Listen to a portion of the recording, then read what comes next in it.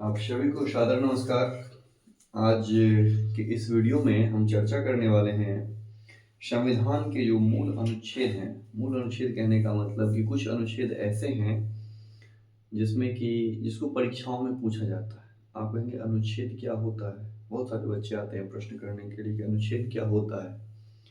तो अनुच्छेद कह लीजिए कि हम एक सेटअप रखते हैं कि इस 1 नंबर में ये है, 2 नंबर में ये है। संविधान में जो भी हमारे कर्तव्य या फिर जो भी हमारे अधिकार या फिर जो भी चीज़ें देश को चलाने के लिए उसको एकबद्ध करने की कोशिश या लिपिबद्ध करने की कोशिश की गई है। जैसे आपके पास 10 कागज़ हैं, अब 10 कागज़ में पहला कागज़ कब आएगा, दूसरा कागज़ का कब आएगा, तो आप उस पे नंबरिंग कर देंगे कि 1 नंबर पे ये है, 2 नंबर पे ये है, 3 नंबर पे ये है। तो एक सिस्टमैटिक वे में हो जाता है। वैसे संविधान के 22 भाग हैं, 395 अनुच्छेद मूल रूप से, और भी अभी ऐड हुए हैं, बढ़े हैं, लेकिन जब भी परीक्षाओं में पूछा जाए कि संविधान में कितने अनुच्छेद, तो 395 अनुच्छेद और 12 अनुसूचियां हैं। संविधान को लेकर के हम तमाम सारे अपडेट्स करते रहेंगे आपको, और बहुत बड़ा वीडियो हम कोशिश करेंगे ना बने, 5 मिनट, 10 मिनट, 15 मिनट से अधिक का वीडियो ना बने। हम कुछ कुछ चीज़ें आपको संविधान से संबंधित कोशिश करेंगे क्लियर करने का। तो आज के इस विषय में इस वीडियो में हम चर्चा करने वाले हैं जो खास करके CUET PG का एग्ज़ाम दे रहे होंगे पॉलिटिकल साइंस से, या फिर और भी कोई एग्ज़ाम की तैयारी कर रहे होंगे। हाँ, ये UGC नेट में भी आपको आ सकता है।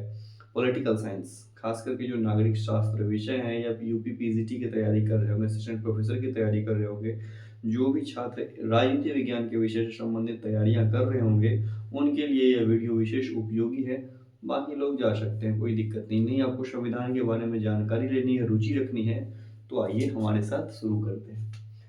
ये है प्रमुख अनुच्छेद। हमने सभी 395 अनुच्छेदों पर हम चर्चा नहीं करने वाले हैं। हम फिर से बता दें आपको, जो मूल रूप से परीक्षाओं में पूछे जाते हैं उसी को हम कोशिश कर रहे हैं रिपीट करने का, ताकि आपको याद हो सके। तो सबसे पहला अनुच्छेद 1, कई सारे एग्जाम में आते हैं कि अनुच्छेद 1 क्या है। तो संघ का नाम व राज्य क्षेत्र।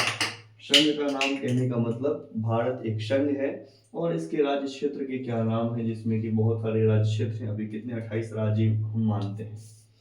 दूसरा अनुच्छेद है नए राज्य का प्रवेश व स्थापना। तीसरा अनुच्छेद है नए राज्यों के निर्माण व राज्य क्षेत्र के नाम व सीमाओं में परिवर्तन। ये दोनों अनुच्छेद बहुत ही उलझन वाले हैं, लोग इसमें बहुत कंफ्यूज होते हैं।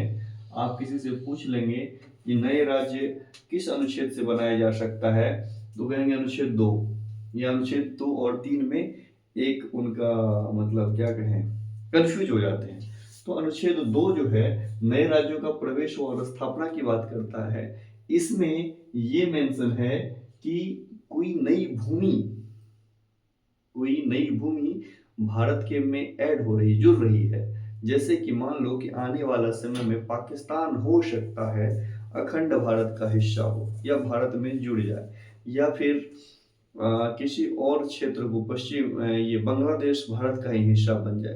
तो ये जो बांग्लादेश भारत का हिस्सा बनेगा, तो यह एक नया राज्य बनेगा। तो इस नए राज्य की बात अनुच्छेद 2 में की गई है कि नए राज्य मतलब नई भूमि भारत को प्राप्त होगी, तो उसे नए राज्य में फॉर्मेशन दिया जाएगा, तो इसमें आएगा। अनुच्छेद 3 कहता है नए राज्य का निर्माण व राज्य क्षेत्र का नाम व सीमाओं में परिवर्तन। कहने का मतलब है अनुच्छेद 3 और 2 में बस अंतर ये है कि अनुच्छेद 3 भारत के अंतर्गत जो राज्य क्षेत्र हैं, जैसे कि अभी मैं छत्तीसगढ़ में हूँ, जैसे कि आप बिहार में होंगे, कोई उत्तर प्रदेश में, कोई उड़ीसा में, कोई मध्य प्रदेश में। अब मध्य प्रदेश से कट करके छत्तीसगढ़ बना, ये किस अनुच्छेद में जाएगा, तो अनुच्छेद 3 में जाएगा, 2 में नहीं जाएगा, है ना। जैसे कि झारखंड बना बिहार से कट के, तो अनुच्छेद 3 के तहत, मतलब 3 के तहत भारत के किसी भी क्षेत्र को खंड खंड में बांटा जा सकता है, वो भारत का राज्य क्षेत्र ही है। उसको मध्य प्रदेश को फिर 2 भागों में बांट देंगे अनुच्छेद 3 के तहत, उत्तर प्रदेश को 4 भागों में बांट देंगे अनुच्छेद 3 के तहत, या फिर किसी का नाम बदल देंगे, केरला को कुछ और नाम पर रख देंगे, हाँ, त्रिवेंद्रपुरम, या फिर जो भी, सॉरी त्रिवेंद्रपुरम तो वहाँ की वो है राजधानी है, और या फिर कुछ अच्छा जगह है, ध्यान में नहीं आ रहा है मुझे। खैर, मतलब किसी क्षेत्र का नाम बदलना हो, हाँ, या फिर नए राज्य की स्थापना करनी हो, नए राज्य बनाने हो, तो वो अनुच्छेद 3 के तहत होगा। अनुच्छेद 5, 4 उतना इम्पोर्टेंट नहीं है, 5वां ये संविधान प्रारंभ करने के समय नागरिकता का जो प्रावधान था वो अनुच्छेद 5 में है। अनुच्छेद 11 में है, जहां तक मुझे जानकारी है कि संसद कभी भी नागरिकता संबंधित नियम कानून बना सकती है, वो इम्पोर्टेंट है। बस 1 से 10 में आपको 4 अनुच्छेद पे ध्यान रखना है, 1, 2, 3 और 5। अनुच्छेद 14 कहता है विधि के समक्ष समानता, मतलब कि संविधान सबको बराबर का अधिकार देता है, बराबर मानता है। इस बात की पुष्टि कौन करता है? तो अनुच्छेद 14। अनुच्छेद 15 में जो खास बात है कि 5 है इसमें, ये देखिए 5 लिखा है ना, तो अपन को याद रखना है धर्म, मूल वंश, जाति, लिंग और जन्म स्थान। इस पांचों के आधार पर किसी भी प्रकार का किसी से भी भेदभाव नहीं किया जा सकता है, याद रखना पड़ेगा ये, क्योंकि इसमें पूछ देगा कि या फिर एक ऑप्शन हटा देगा और कह देगा कि इसमें क्या होगा।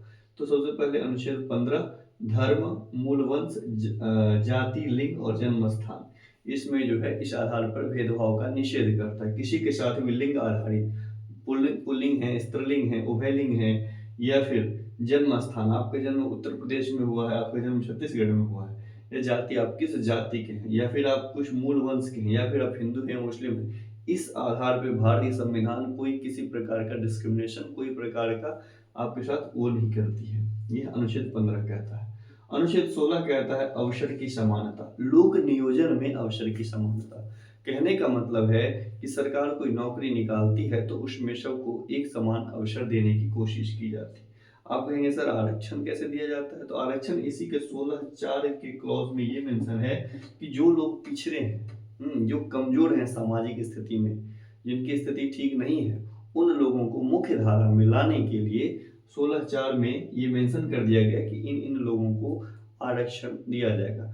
ये बात अलग है कि राजनेताओं के माध्यम से ये खिलौना हो गया है, जब तो लोग इससे खेलते रहते हैं, जिसको देना हो जिसको नहीं देना हो वो अपने हिसाब से गेम करते रहते हैं और इसका खूब फायदा उठाते हैं, और हम जो सामान्य जनता है वो बेवकूफ बनती है। खैर, अब्राहम लिंकन ने कहा कि किसी को मूर्ख हमेशा के लिए नहीं बनाया जा सकता। भारत की जनता शिक्षित हो रही है और आने वाले समय में नए लोग आएंगे तो चीजें बदलेंगी। फिर हम उस पर नहीं आएंगे, हम आपको याद करवाने आए हैं आर्टिकल्स।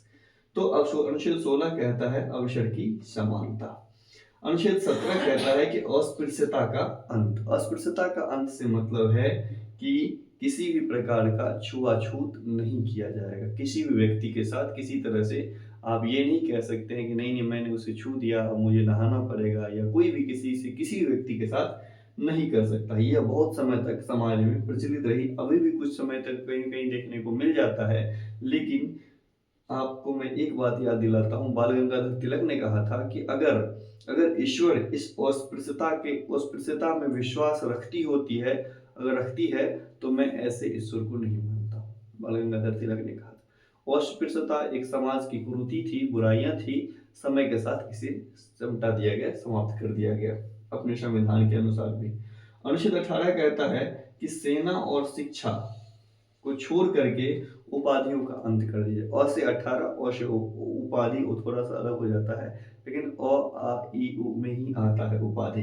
तो अनुच्छेद 18 कहता है उपाधियों का अंत, मतलब कोई व्यक्ति अपने नाम के आगे में कोई उपाधि नहीं लगा सकता है। कौन लगा सकता है? तो शिक्षक लगा सकते हैं।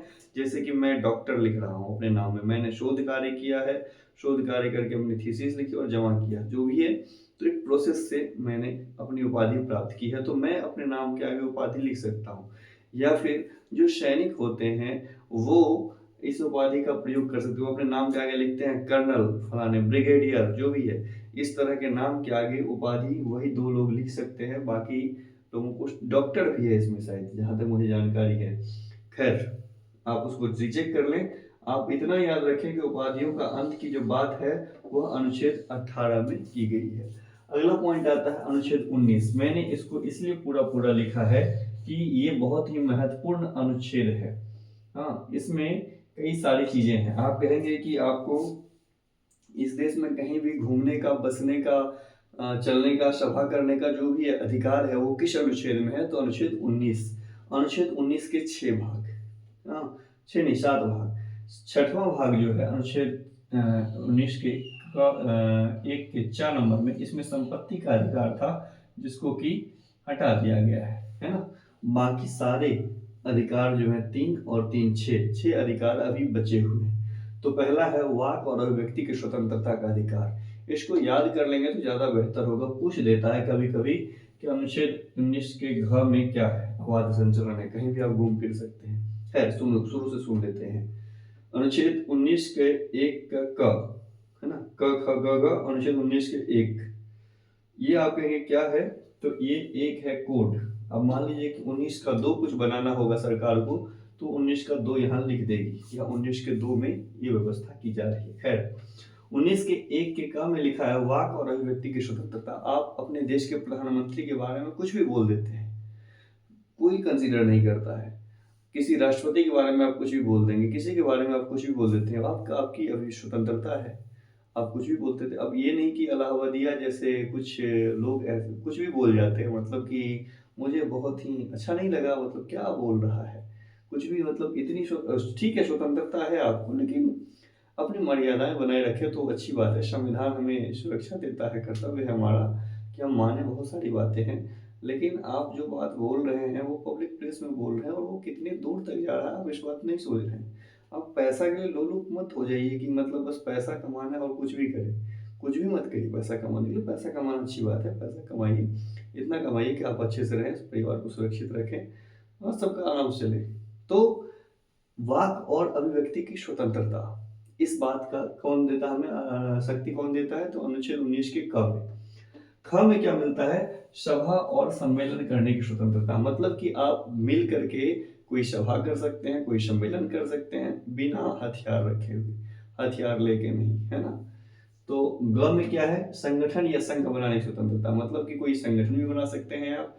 मान लीजिए आपने एक संगठन बनाया और उस संगठन का उद्देश्य है साफ सफाई करना, उस संगठन का उद्देश्य है समाज में अच्छी चीजों को लाना, दहेज मुक्ति की चर्चा करना, तो ऐसे तरह के संगठन या संघ भी आप बना सकते हैं। अनुच्छेद 19 का ग कहता है। घ कहता है अबाध संचरण। अबाध संचरण का मतलब होता है कि आप अभी छत्तीसगढ़ में हैं, कल आप उत्तर प्रदेश चले जाइए, परसों आप मध्य प्रदेश चले जाइए, अगले दिन आप केरला चले जाइए, अगले दिन आप दिल्ली चले जाइए, कहीं भी जाइए, अबाध संचरण की बात 19 का घ कहता है।